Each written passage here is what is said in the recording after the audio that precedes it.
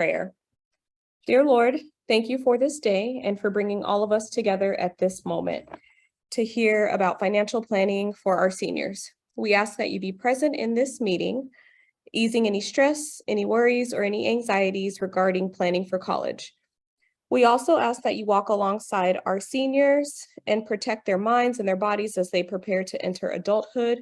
We know, Lord, that you are the director of our path, so please lead our youth to follow your will over their lives.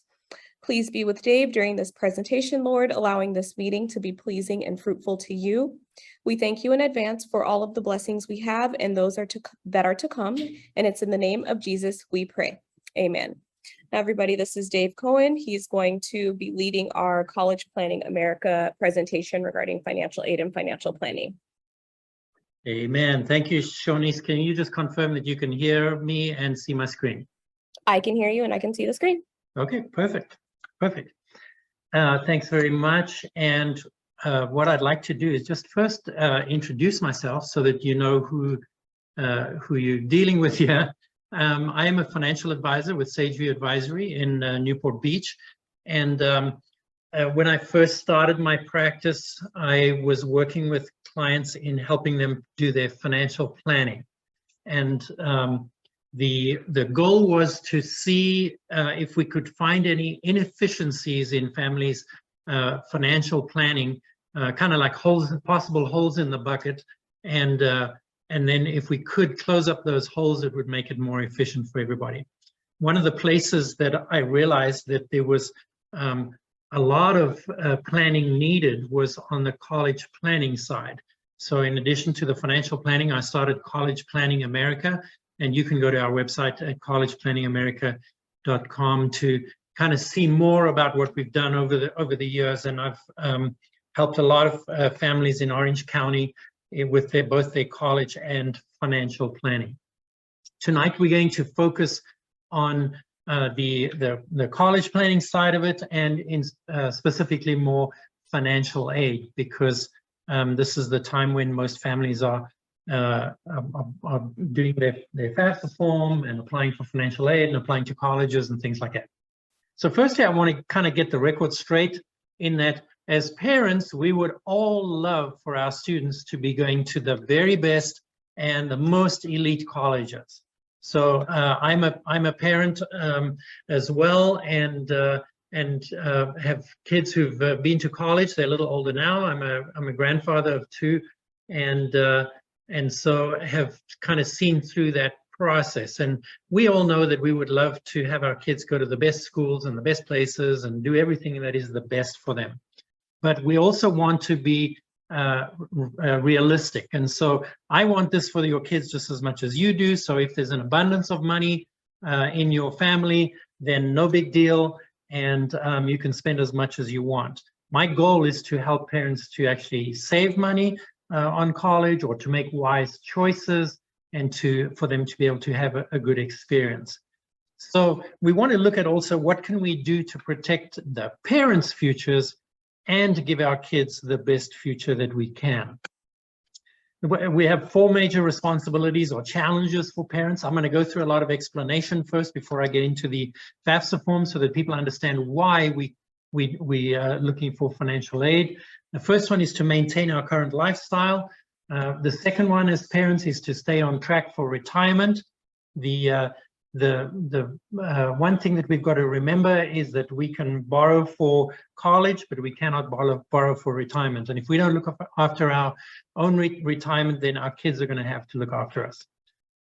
We're also looking for funding for college for our kids, and then securing our family's future in case of unexpected circumstances. So those are the four major responsibilities or challenges that we might have as parents. I'd also like to say I would be happy to answer questions at the end of this. So if in the chat you want to put in a question, and any questions I'll take after this. We're also recording this, and so if you know of anybody who's missed the meeting, we can send them a link to this. Let's just take a look at the fastest age group of college debt. Is 50 and older, is one of the fastest growing age groups for student loan debt. And these are parents who are taking on student loans on behalf of their kids. 60 and older is the fastest growing age group. In fact, more than in the 10 years from 50 and older, 60 and older is even higher than that. So we want to be careful of what we're wanting to do. So let's take a look. We're going to talk tonight about financial aid and FAFSA and all that. And so let's take a look at FAFSA.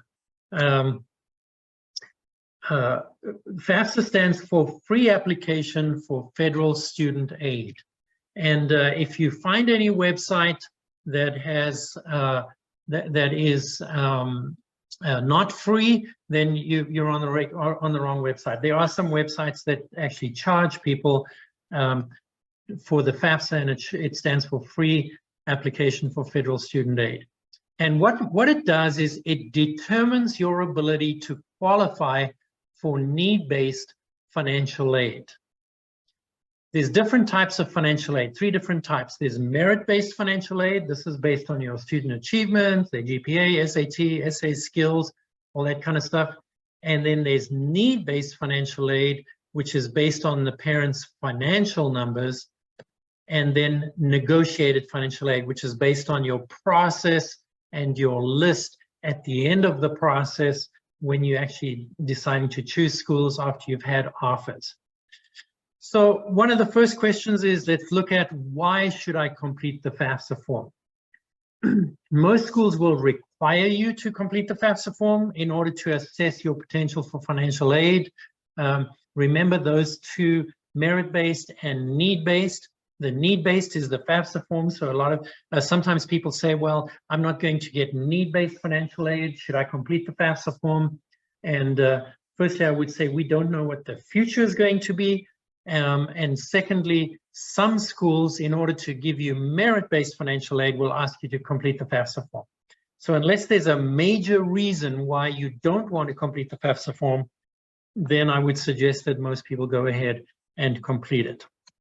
It's a lot less tedious than doing your taxes. So it's really not that difficult.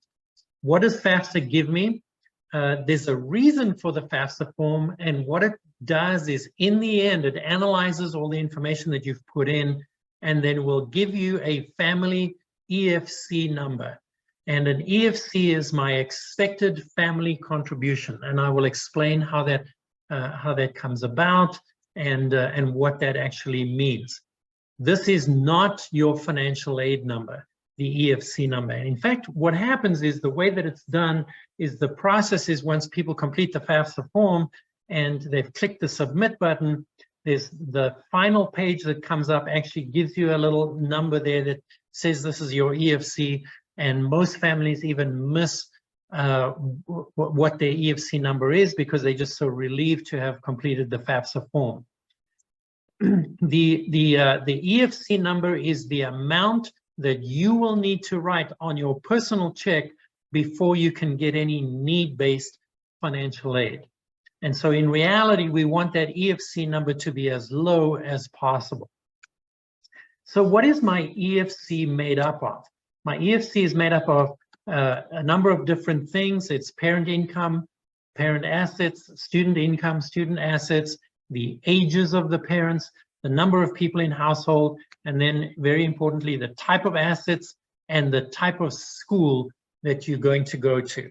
So all those things play a part in your EFC number, with the major driver from that being the parent income.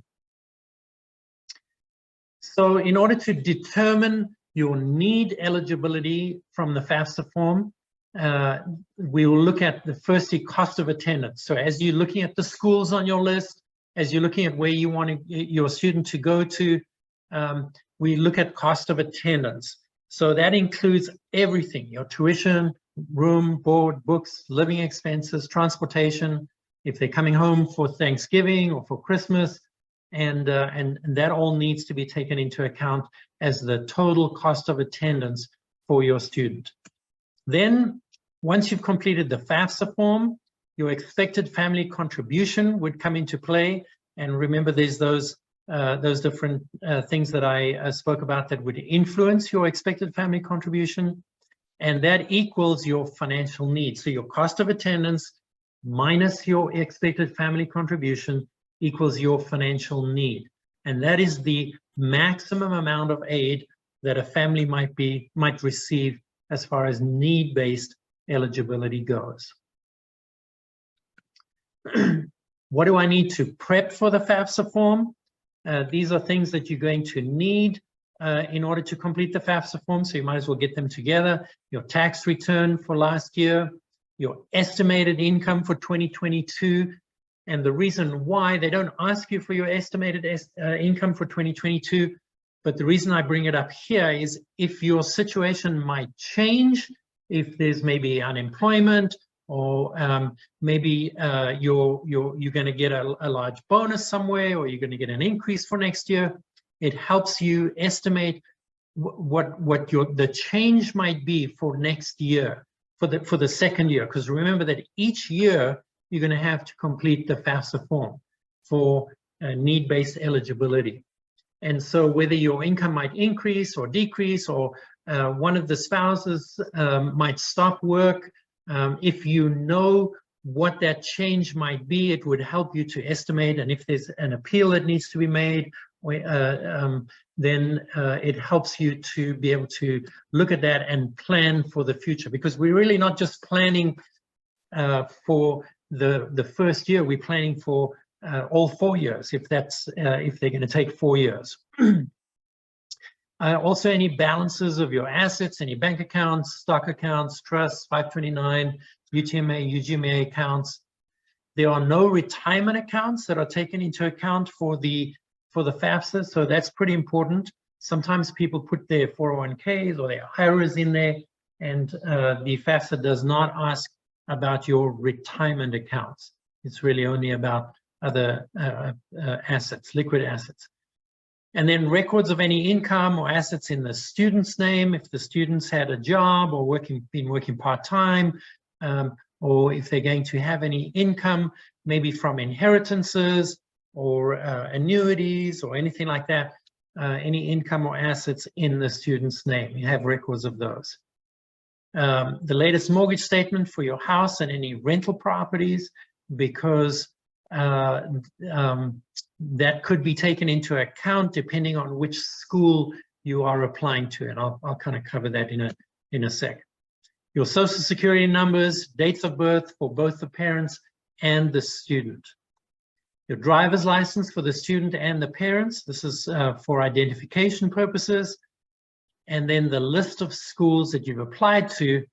This can be a maximum of 10 on the FAFSA form, and if it's more than that, then once you've submitted those first 10, you can go back. I would suggest you wait for at least a week, and you go back, and then you can add more schools that could be added on at a later date. So those are the things that you will need before you complete the FAFSA form. Now, I'm going to cover this FAFSA simplification, and this might be a lot of information right up front, but there have been some law changes, or there's changes in process that are hoping to simplify the FAFSA process. So if you've had a student already that has been in college and you've previously completed the FAFSA form, then some of these changes might be, you might be thinking that it's done one way, and so these simplifications or changes will take place here. So I'm going to explain some of these first, and then I'll get into a little bit later exactly what the FAFSA form looks like. So the Consolidation Appropriation Act of 2021 has a goal of simplifying or improving the FAFSA process. This implementation, though, is planned to be completed by 24-25 and has already started last year. And so it's a process that's being done over a period of time. The first high school class to face all these changes is the graduating class of 2024, or current juniors in high school.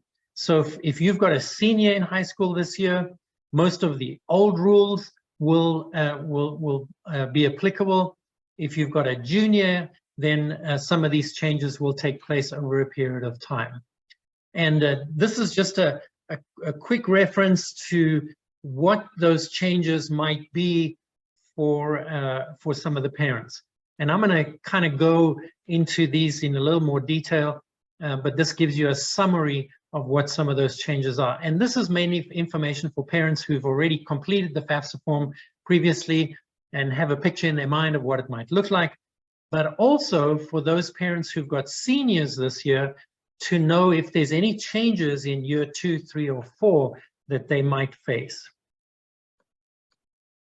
So these are the changes that are taking place now. They've eliminated the questions on selective service, or if the student has any drug convictions. Those questions are gone, and so you don't need to put that on anymore. Previously, you had to. The Pell Grant changes, they've increased that number to 2,175. This is the Pell Grants are aimed mostly for lower income students. I'm kind of getting this stuff out of the way before we get into the nitty-gritty of filling out the FAFSA form. Also, for future, because if you look on the internet or doing these searches, they might be talking about your EFC or the SAI.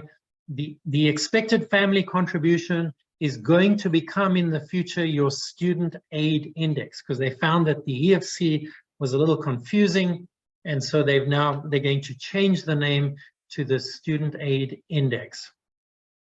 There's also a change from people who filled out the FAFSA previously, who had to fill in all their financial information, and slowly but surely they've been migrating to a software where you can now upload your taxes from the IRS, and they will check your identity and everything first and ask you some questions just to verify that it's you, and then you can upload your parent information directly onto the FAFSA, so that parents are not having to go through their tax forms and fill in, trying to look for the applicable numbers and which box it is and all that kind of stuff. So the FAFSA simplification process is linking the IRS data using the FSA-ID process. I'll cover what the FSA-ID process, that's really your identification number for student aid. The new formula changes are for next year's FAFSA completion, and then the one big change that will take place, and the reason I'm mentioning it here is because it has applicability to parents for this year, is that grandparent money or grandparent support of 529 plan money will not be considered on the FAFSA form that is being filled out for next year. And the reason that's really important is because if you have grandparents that are contributing to helping the student, I'm sorry, where the grandparent has a 529 plan in their names, then my suggestion is that you don't use that money this year, but use it from next year, where that financial support is not considered and not penalizing for financial aid. All right, so those are kind of the FAFSA changes. This is just a list of all the changes that's going to happen in 2023. I'm going to leave this up for just 1 second. This is really for parents who have got juniors this year and will have seniors. So let's talk a little bit about the timing of the FAFSA form. October 1st is the earliest date that you can apply. So from next week, the first time that anybody can go with a senior can go and fill out the FAFSA form is from next week. Does that mean that everybody needs to rush and fill out the FAFSA form on Monday or Tuesday next week? And my suggestion is no, that's really not the case. You might hear parents talk about you've got to rush and get it filled out before all the financial aid is taken up, and the schools allocate the money very early on and things like that. And some of that is a myth. And I will tell you, I suggest that you do it as early as you can, but not to stress that it has to be done next week. And I'll explain to you that in a sec. March the 2nd is the deadline. So in other words, you can do it beginning of next week, and the last time that you have to do it is March the 2nd. And anywhere in between, you can go and complete the FAFSA form. The reason that the reason that I try and say to parents that to not get too stressed about it is because I see a lot of stress caused by people who say you got to rush to fill out the FAFSA form next week. And I'd like you to think about it this way. When you complete the FAFSA form, what it does is that the whole purpose of the FAFSA form is to determine your eligibility for need-based financial aid. And the reality is that at the end of that, your EFC or your student aid index is the number that the schools are going to see. They do not see your income or your taxes or your assets or anything like that based on the FAFSA form. The FAFSA form is done separately, and what the schools get is they get your EFC or your student aid index number. So when your student applies to the school, they will put in their application and they will get a student number. They get an email back from the school saying, thanks for applying, and here is your student number. Any further communication needs to be related to your student number. So if you have not sent in school applications yet, but you fill out the FAFSA form and put those 10 schools on, then the school will get your student's name. They'll have access to seeing your student's name and the FAFSA form, but it means nothing to them because they don't even have an application from your student yet. The only time those two things will come together is once the school has received your student's application, issued them a student number, and then they can match those two things together to see if you're eligible for financial aid. So if your application is only going to go in from 1st of November, then there's really no financial aid to give out between then and the 1st of November. And so most parents are only starting to, or most students are only starting to send out their applications in the next month or 2 or 3 or even 4 or 5. And so I don't want anybody to be having heart attacks on the weekend because they got to complete the FAFSA form on Monday. The Cal Grant also requires submission. This will go by from the school and will be certified by the school by March the 2nd. Some colleges will then also require additional financial information, such as the CSS profile. These are mostly private schools that will ask you, in addition to the FAFSA, to complete the CSS profile form. And once your student has applied to the school, they will then send an email back to you to say, thanks for applying, thanks for filling out the FAFSA form, and please, here's a link for you to go to fill out the CSS profile form.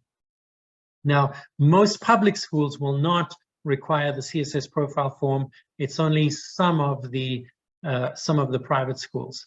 So my suggestion is prioritize sending out your applications first, and then you can do the FAFSA form. You're welcome to do the FAFSA form first, but don't let it cause stress in your family.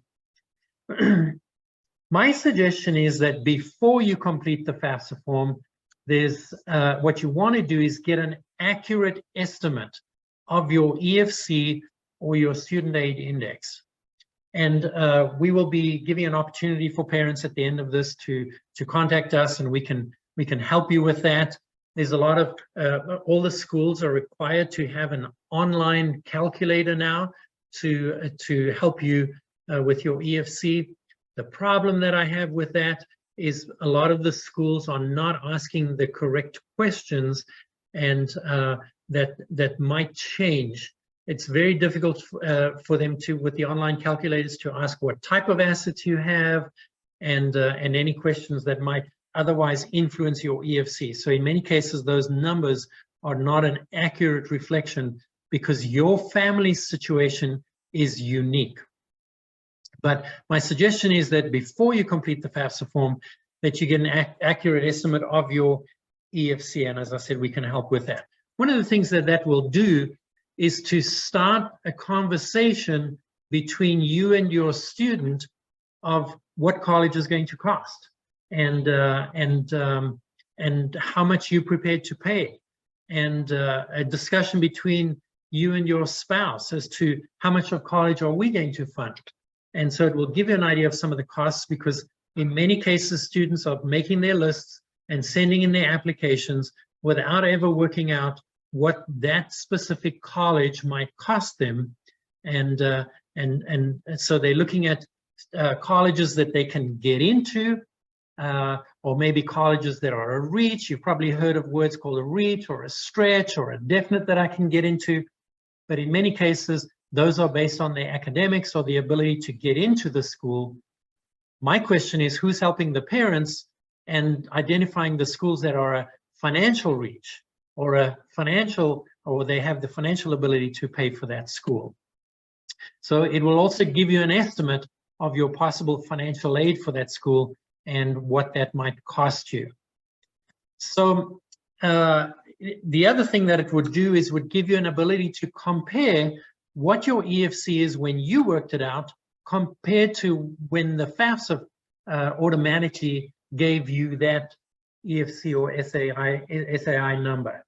And in many cases, if there's a mistake somewhere, then if you have a benchmark EFC that you think you know beforehand, if the number comes out very different when you complete the FAFSA form, then you have the ability to say, okay, there's something wrong here. Do I need to go back and change something? You can ask for some advice on that, and just make sure that you have the complete EFC number.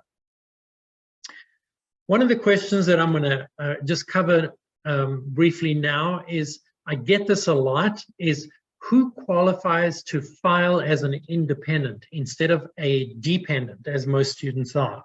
So I kind of want to get this out of the way in the beginning so that you know whether your student can file as an independent or not. There's certain requirements before your student can file as an independent. And the reason that people often want to file as independents is because then they're not taking into account the income from the parents. It's really just the income from the student, which in many cases, if they're young and their income's not high, that it might increase their financial aid. So in order to file as an independent, you have to be at least 24 years old, married, a graduate or a professional student, either a veteran or a member of the armed forces, maybe an orphan, maybe a ward of the court, somebody with legal dependents other than a spouse, an emancipated minor, somebody who's homeless or at risk of becoming homeless. So if your student fits any of those criteria, then it's possible that they may be an independent student and may be exempt from providing the parent information on their FAFSA. If your student doesn't qualify for any of those, then skip the slide and know that you're going to, as a parent, have to complete the FAFSA form. So who is considered a parent? This question also can get complicated because of different family situations. And so for FAFSA purposes, the parent listed must be your legal parent or your step-parent biologically or by adoption. The following are not your parents unless they have legally adopted you. Either a widowed step-parent, grandparents, foster parents, siblings, aunts and uncles. And so if the student is living with or being looked after any of those, they are not your parents. And so they will not be on the FAFSA form for the student. Students must report information about their legal parents if they live with someone other than them. So if they live with the grandparents or live with foster parents or something like that, then the legal parents' information needs to be put onto the FAFSA form. Who reports as a parent? I'm going to cover some of this because every family situation is different. This depends on whether the parents live together or whether the parents or with whom the student lives. Department of Education considers the parents separated if they are legally separated by the state, or if they are legally married but live separate lives as though they were not married. So for parents who live together, they report both of their information as parents on the FAFSA form. So both of their incomes will be put on there. Divorced parents that live together should list their marital status as unmarried and both legal parents living together. So you can see here who's going to have to report their income on the FAFSA form. If there's parents who live separately that do not live together, then they should provide the information of the parents that they've lived with more over the past 12 months. If there's not a parent that you live with more and it's 50-50, then you report the information of the parents who provided the most financial support over the past year. The reason I'm covering some of these things is these are some of the questions that I get a lot, and so that kind of puts puts this out of the question now. So parents who've remarried, you also include the information about step parents.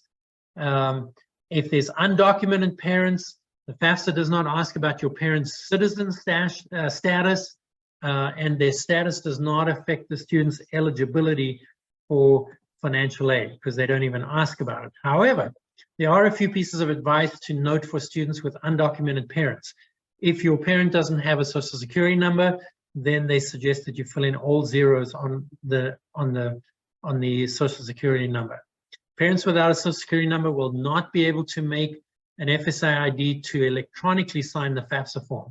So what you got to do there is print the page, have the parents sign it, and mail it to the address that is indicated. Once you put those zeros in, they'll give you information about that.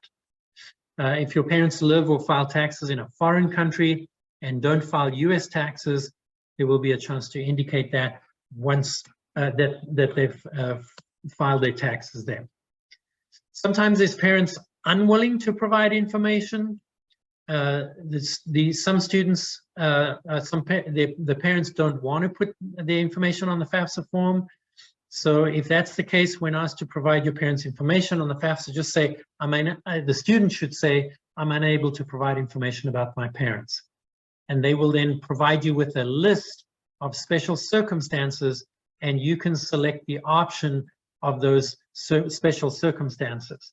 So special circumstances that may allow a student to submit their FAFSA form without the parents' information is the student's left home because of an abusive environment. I know I'm covering a lot of stuff here that is really not the norm, but I want to kind of get this out of the way. Incarcerated parents, students who don't know where their parents are or are unable to contact them, or the student is older than 21 but not yet 24 and maybe homeless. If one of the parents is deceased, even in the past year, their financial information is not reported from the deceased parent. If the student lives with legal guardians or foster parents, their financial information is not reported. However, the financial support of the student is counted then as income to the student. So my suggestion is contact your college advisor at the school, or you're welcome to contact us, and we'll give you some information, because this could be a huge difference. All right, let's get into the beginning part of filling out the FAFSA form. The first thing that needs to be done is that the parents, both the parents and the students, need to get an FSA ID, username, password, to be able to log in. This is done on a website separate to the FAFSA form. So you need to go to studentaid.gov and complete the information as registering both as a parent and as a student. And so you'll need your email and your phone number. And what happens is, once you put your name and your social security number in there, they will send a text message or they will send an email to verify that that's you. And then you can get your student, your login information for what they call your FSA ID. And once you've got your FSA ID, and sometimes it takes 24 to 72 hours for them to issue that, then you can go and complete the FAFSA form. So my suggestion is, before if you've got a day that you guys are going to be together, the student and the parents, and going to complete the FAFSA form, go in a few days beforehand and register for your FSA ID, so that by the time you get to the FAFSA form, you already have that. So here are some tips for filling out your FSA ID. remember that you're going to have to complete the FAFSA form every year. So keep your username, your passwords, your prompt questions, keep that information so that next year when you log in, you have that information and it's easier for you to go and continue. Because what happens with the FAFSA form is that they will ask you if you've already completed the FAFSA form. If so, you put in your username and password from the previous year, and it will populate a lot of that information already for you and make it a lot easier in year 2, 3, and 4 to complete the FAFSA form. You want to register your email or your phone for texts, to receive texts if there's any problem. If anybody else tries to log in to your FSA ID or change anything, you'll receive notification on that. And then remember that both the student and the parents need to register separately. I did mention that it takes up to 3 days to verify your Social Security and your FSA ID number. This is once you've done your FSA ID, then you want to go to studentaid.gov for the FAFSA form. And at studentaid.gov, you will see this is the page that comes up. And right at the top, you want to click on here, apply for financial aid, complete the FAFSA form. So this is what it looks like. And there's a lot of things that you can do on that website, but the one that you want to do to begin with is to apply for student aid. There's various sections. Let me kind of back up. Once you go on that, there's various sections on that. When you apply for aid, there will be your student information, your parent information, your parents' finances, and then the IRS data retrieval tool, and then the student's finances, and then both the parent and the student need to sign to complete that. So those are the sections that you will go through, and this is why I said you really need that information. Get that ready before you go and log on to FAFSA. Couple of just a reminder that there's no retirement accounts on there. And then also, if you have a 529 plan, which is a college savings account, then you can actually use those 529 plan funds up to $10,000 to pay for private schooling. So if you're trying to reduce the 529 plan funds in order to qualify for more financial aid, then you might want to, you could use up to $10,000 of those funds to pay for your students' senior high school costs. And so this is a good time if you're going to be paying for school for this next year and you want to reduce the money in the 529 plan. That's probably a good place to get the money. Remember also, you want to check there's a little box that asks if you want to do work study. And my suggestion is that you check the box to say, yes, I want to do the work study. Work study means that when you call up a college, in many cases, there's a student that's answering the phone. There's a student that's helping with financial aid. Students are calling parents to try and raise money. My daughter worked in the facilities place when she was at Vanguard University, and you know, a couple of hours, a few hours a week, and they painted fire hydrants and fixed things and did things. She had a wonderful time with all the facilities folk while she was there, and she was able to take off up to, I think it was $2,000 from her college costs because she did some work study a few hours a week. Yeah, so check that box. Even if you're not going to use it, check the box, because if you don't check the box, then you're not going to be eligible for work study. And then also, if you have some cash in a savings account, maybe in the student savings account or anything like that, what you want to try and do is, if it is going to make a difference for you, and that's why I mentioned that you want to really work out your EFC beforehand, and if you find that it could make a difference to reduce maybe some of the savings in your student's account, if you're going to be buying them a laptop, or if you're going to be helping them to buy a car or something like that, if you're going to spend some of that cash anyway, you might as well do that before you complete the FAFSA form, so that when you report those student assets, or even sometimes the parents' assets, then that number is reduced if it's going to make a difference. And then also there's special circumstances appeal.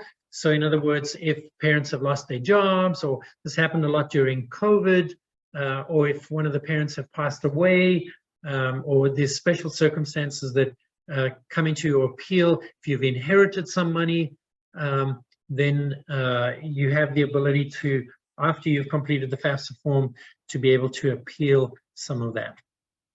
And those appeals would really go to the school. They don't, once you complete the FAFSA form, remember, all that FAFSA does is generate that number, the EFC number. And so any appeals or anything like that will then go to the actual school that you're applying to. Before you click submit on the FAFSA form, you want to save that page that gives you your student aid report. You want to save that and print that, because it tells you what you filled out on that FAFSA form. So sometimes parents come to me and they say, hey, can you help us? We filled out the FAFSA form. We got some, we're looking at these different schools. And then I would ask them, do you have that student aid report? Because that helps me to help you, because I know what you completed on the FAFSA form. If you don't do that, then it's a much longer process, and we've got to try and find out what you actually submitted. And the other thing that we can do is sometimes if there's been a mistake being made on there, then it helps us identify if there's been a mistake on your FAFSA form. And also what you could do is you could complete your FAFSA form, print out that student aid report, and then just get somebody to check it for you before you actually sign it and click submit. Once you have clicked submit on there, you want to take note of what your EFC or your SAI number is, and so that you know when you're applying for financial aid, you might know better as to why you're receiving aid, or how much you might be able to receive, or why you're not receiving aid. For instance, if you go back to that formula on the EFC and you look at cost of attendance minus your EFC equals your ability to get financial aid. If the school's cost is $40,000, but your EFC is $100,000, then your need-based financial aid is probably going to be zero. It does not mean that you're not going to get any financial aid, because remember, your student might get merit-based financial aid or even negotiated financial aid afterwards. There's some of the schools, as I mentioned, that will ask you to complete the CSS profile. And the CSS profile will ask for more information than the FAFSA form does. So these are mostly private schools that will then ask about any trusts. They will also take into account what the equity is in your house, whereas the FAFSA form doesn't care about the equity in your house. They will in a rental property, but not on in your house, in your home. And whereas the CSS profile will take into account the equity in your home. So some people have paid off their homes or done a good job of paying down their mortgages, and then when they apply to a school that requires the CSS profile, then they're surprised that they qualify for less financial aid because they've done a good job of paying down their homes. So that's the other thing that you want to kind of know beforehand, as I was saying beforehand, is what your school will require on your list of schools. Will they require the CSS profile? And what is my EFC number if I complete the CSS profile form? Because that might be a different number to the number on your FAFSA form. And so that helps you. Sometimes we can then tell our kids, look, we've applied to all of these schools. If we don't receive financial aid, then these schools might not be a possibility for you financially. So we want our kids to be able to, have their dreams and apply for where they want to go. But financially, if it doesn't work out, then we've set those expectations for our kids, and they're not coming home waving a an acceptance letter from Stanford or Brown or something like that, and then we say, well, I'm sorry, it's not going to happen. We want to set those expectations up beforehand, and we can only do that if we really know that information beforehand. So about the CSS profile is it's needed for certain schools on the list that will require both FAFSA and the CSS profile form. And if you go to cssprofile.collegeboard.org, then you can get information there about the CSS profile. My suggestion is that you don't stress about the CSS profile. You do want to know if your school will require it, and then maybe do a calculation on your EFC. You can contact us. We can maybe help you with that, so that you know what to expect when you get that. Also, the difference, one of the other differences on the CSS profile is when parents are divorced or separated, colleges may request the financial information then of both parents, no matter who the custodial parent is. So if you're going to a UCI, they won't want to know that information, but if you're going to a USC, then they will want to know that information. So that our list of schools and the choices we make are in many cases going to make a big difference to our costs of schools. Maybe I'll just cover something here that most people think that the biggest place for them saving money is on the need-based financial aid and their EFC number. My experience, though, is that most money is saved by making wise choices. And so our first thought is, how can I get a scholarship, or how can I get lower my EFC number on the FAFSA form? And my question would be different, is let's go through a list of questions that help you make at least think about some of the choices that you're making, because that's really where most of the money is saved. And then, as I mentioned, that the CSS profile will take into account the equity in your home. If the parents are separated or divorced, then they do have the ability to access that application separately in order to complete that. Cal Grants, once you've filled in your information and send it to the school, they'll tell you whether you're eligible for a Cal Grant program, and then we'll give you information as to where to do that. So let's just go through the process and timing.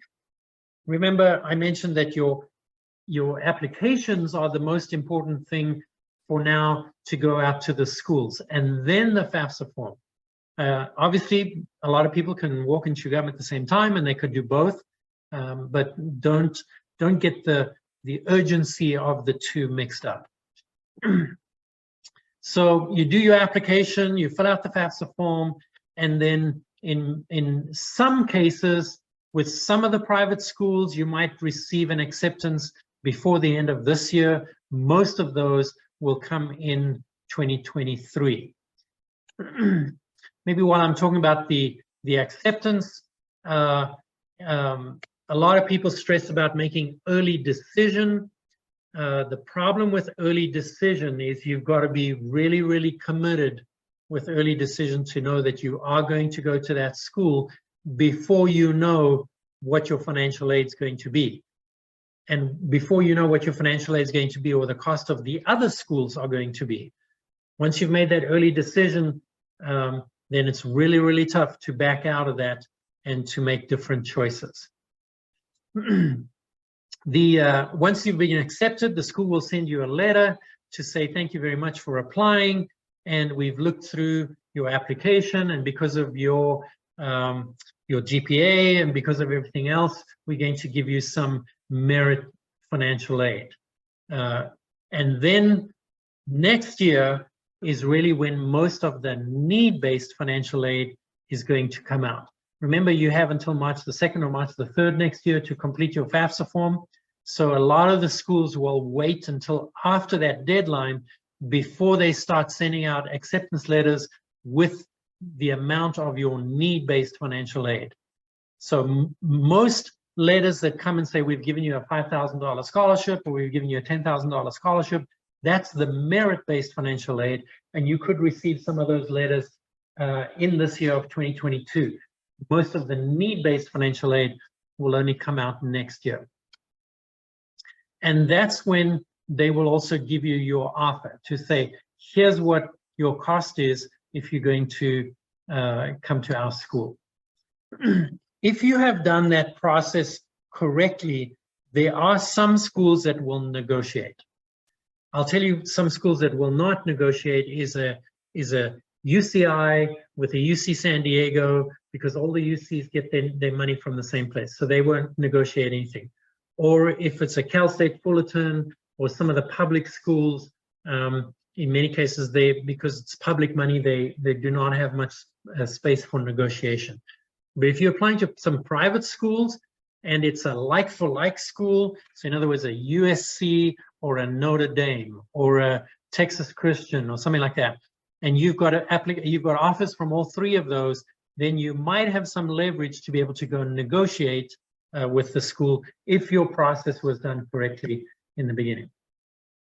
And then once you've received those offers, that's when the students will then accept. So that's kind of the process of this, of your applications and the timing of when that happens. So now I'm going to kind of switch to, let me just back up there and see if there's any questions on this that I can answer. So the one question is highly unlikely we would qualify for any financial aid due to equity and savings. Should we bother filling out the FAFSA form? My question on that is, how do you know that for sure?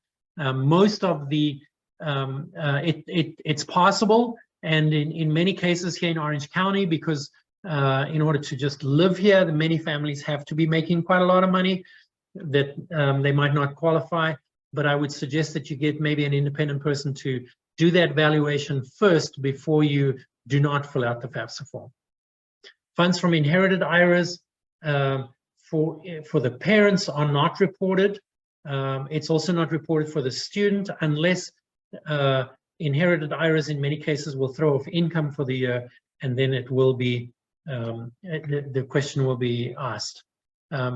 Your mortgage, FAFSA doesn't care about your mortgage, whether it's large or small. We have a budget for our parents' out-of-pocket contribution. If our EFC is higher than the budget, might our child still be eligible for student federal aid?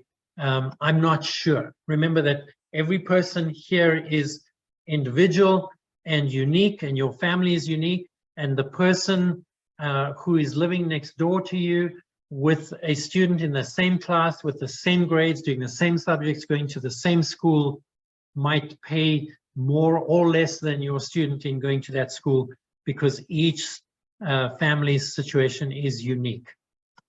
So let me kind of go through just some things that we want to go through on the financial side. As a parent, we would mostly give our lives for our kids. I know that that's the norm for most of us. The question, though, is, should we? What are we teaching them by just letting the students do or choose whatever they want? So if you can afford an expensive college and are able to retire without running out of money and relying on your kids for help in the future, then that's wonderful. But as a financial advisor, I try to get some families to consider the reality and hear and see the truth with a plan. Sometimes this is not popular with parents. It's my job as a financial advisor to help the parents. So let's just go into this with our eyes open. So let's ask some questions. Do I have a number in mind of what my end cost will be after the loan and interest and inflation? So in other words, have I done a calculation of what college is going to cost me in the long run? And one of the, the forgiveness of student loans is a big topic at the moment.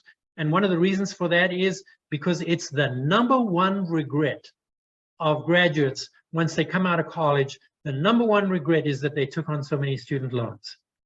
And so what we want to do is to plan before that to make sure that they don't have that regret. Then, have I added in all the costs of any other kids that I have that might be going to college in the future? Where is this money coming from? Do I have a plan for that? If I'm taking on loans, where would be the most efficient place to get the money? Loans are becoming more and more expensive. The student loans are not cheap, and the parent loans are even less cheap. Parent loans are pretty expensive. So if we're going to take on those loans, we want to ask some of those questions. So here are the 6 essential questions for parents on college. And I can tell you that even more than filling out the FAFSA form, or more than shifting around some assets, or more than some planning and things like that, these questions will help you save more money than anything else. These are the questions that I would go through with parents when I'm busy chatting to them about college and financial planning. The first one is, who's paying for college? Are we paying for everything? Or are we expecting our student to participate in some of these payments? Let's have this discussion between spouses to decide and come to an agreement on who's paying for college. Sometimes you have the mom whose parents paid for everything and she wants to pay for everything for her students, and the dad who worked his way through college and he wants his kids to have some skin in the game. So let's make a decision about that and see what that looks like. Then what do I think college will cost? It astounds me sometimes when I'm chatting with parents and I ask, what do you think college will cost? And they say, I have no idea. I don't know, somewhere between $10,000 and $70,000. Well, the answer to that is, yes, you're correct. It is somewhere between those two numbers probably, but let's figure out a little more accurately what that looks like. The third thing is, what is our college number? There was a great question on here by Anonymous who put that question on, is that they've already thought about their budget. What is our budget? What is our college number, which is the number that we would realistically be able to pay and think that we can afford paying? And then what is the maximum amount that we will pay? So in other words, are we just allowing our students to make a decision as to what college is going to cost? And it's almost like saying to them, when you graduate from high school, I'm going to buy you a car and you can go pick whatever car you want. We don't do that. And so why are we doing that for college? Let's have this discussion about what we can afford and what would be good for us. What impact does that have on our ability to retire and to live without being a burden on our kids? Let's figure that out. And in some of our financial planning, let's extrapolate those numbers out. Have we then communicated all these things to our students? Sometimes there's not a lot of sharing goes along between students and parents as to the cost of college. Sometimes as parents, our egos might get in the way and say, well, whatever you can get into, we'll make a plan to afford it. That's really not a plan. That's just a guess. And also then, what are we teaching our students as far as planning goes? The next question is, have I considered the effects of the choices for student 1 on student number 2, who's coming along later on? Because if we commit all our funds and all our money for student 1, then what are we going to do with student number 2? And then one more is, let me back up before I do this one. This is a wonderful opportunity for us to teach our kids some of the realities of life and to help them plan, in many cases, for the last time before they leave home, to help them with the way we do our financial planning, our financial discussions, and the way we handle financial stress. This is a wonderful opportunity for us to work through these things with our kids. And my experience is sometimes we'll be very surprised as to how understanding our students are on the financial pressures. And then one more, do I know the answers to the 4 essential questions that every financial advisor should answer? This is for the parents. The first thing is that we're here right now. This is where we want to end up being in retirement. College is somewhere in the middle. If we don't know the answers to some of these questions, then we could end up there in retirement or there if we've got 2 kids. So we really want to bring these processes together, which is the reason why I ended up doing both the financial planning and the college planning, is because I see so much money get wasted or people end up in trouble later on because they haven't thought through some of these things. So here's some questions that you want to ask. What rate of return do I need to earn on my savings or my investments to be able to retire at my current standard of living and have my money last so that I'm not going to run out of money. The second one is, how much do I need to save on a monthly or annual basis to be able to retire at that time in that current standard of living and for the money to last? Thirdly, doing what I'm doing now, how long will I have to work to be able to retire and live in our current lifestyle? And then fourthly, if I don't do anything different to what I'm doing today, how much will I have to reduce my standard of living in retirement for my money to last as long as it needs to? And then one other question there is, if I don't know how much my students' how much my students' college is going to cost me and where that money's coming from, how can I plan for all these other things? So the reason for kind of mixing this up a little bit and having these both together is, yes, you want to fill out the FAFSA form. Yes, you want to be able to do all that stuff properly. But my concern is, who's helping the parents? And there's one question that your school counselor cannot ask you. And that is, how much money do you make and have? So your school counselor, it's very difficult for them to help your student plan properly in choosing schools and all that kind of stuff when they don't have an idea as to what you can actually afford.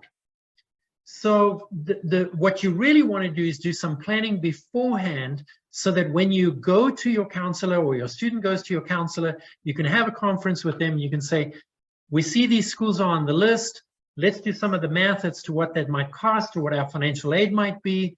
And let's set expectations, because the counselor might say to you, you know, based on that information, let's add 1 or 2 schools to this list. Let's change 1 or 2 schools on this list, and they can help you over the next while to make some of those smarter decisions. So I'll quickly go through some of the questions and answers. For anybody who's on this meeting tonight, you are welcome to contact us. Just reach out, and we would offer a free time to perhaps go through some of this information with you and help you answer some of those questions. Might it increase my chance of getting an offer from the college if they have seen that your aid was 0? Yes, the lower your EFC number is, the higher your chances of getting more financial aid. The problem is that our EFC number is what our EFC number is. The only real things that we can shift around are maybe some of the assets beforehand, but your income and everything like that is going to be from 2021. Our daughter is planning to go to community college for the first year or 2 before transferring. Is it worth applying for the FAFSA now? On that, I would say probably not. You can complete the FAFSA form if you want to, but Saddleback Community College is going to, or any community college here in California, is going to end up so cheap that unless you are kind of homeless or way beyond the poverty line or anything like that, then it's really not going to. Most of the community college almost comes out to be free for the students here. If you're 50-50 with the parents, how do you determine who's custodial parent, who's giving most of the money? If you file a joint tax return, does my spouse need to create an EFC account as well? Your spouse needs to create an FSA ID number, but your application is going to be joint for the FAFSA. So remember, your FSA ID number is an identification process where your spouse will need to put their information into, and then your FAFSA form is separate, and both of you would need to sign the FAFSA form. General guideline regarding liquid assets. The assets thing is a little different. I would say I'll rather give you a guideline as far as income goes. If you have income over $200,000 or more, then probably your EFC is going to be higher than any school that you will apply to. And so there's little chance that you will qualify for need-based financial aid. Now, they might require you to fill out the FAFSA form to be able to get any merit-based financial aid as well. But okay, the last question is getting invited to go to the college. No, most colleges are what we call need blind. remember this process. You don't even need to fill out the FAFSA form before you apply to college. You can fill out the FAFSA form as late as March 20th. In most cases, students will, or in many cases, the students will already have received acceptance by then, and most of the schools are what we call need blind. But if they do see a high EFC number when you're going for an appeal, then sometimes that will that will give them incentive to help you out, because remember, if you have a high EFC number, then there's more of a chance that you will be able to give alumni money for the next 40 years afterwards, or that the parents would give alumni money later on. So in some of the schools, they will take that into account there. You can get a federal student loan. Can you get a federal student loan if your EFC is too high? Yes, the student loan goes to the student, regardless of what the EFC is.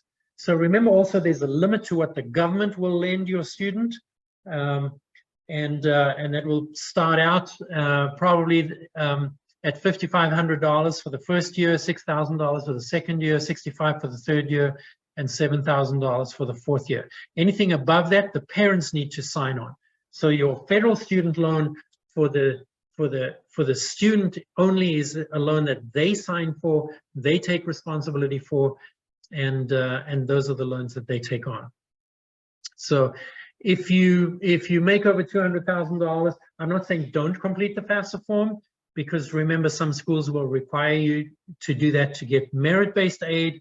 And then also, if you're going to negotiate afterwards, you do want them to see what your EFC number is, because in many cases that could be an influence as to whether you can negotiate, or they'll give you a discount on that financial aid based on your ability to give to for alumni money after that. So I'm kind of going to end it there. If there's Shawnice, if there's anything else that you want to cover, we can do that. No, this was perfect. Thank you so much. All right, and we'll end it there. And if you have any questions, here's my my information. Feel free to reach out, and we have the ability to we'd help you as much as possible. All right, thank you very much, everybody, and have a great evening.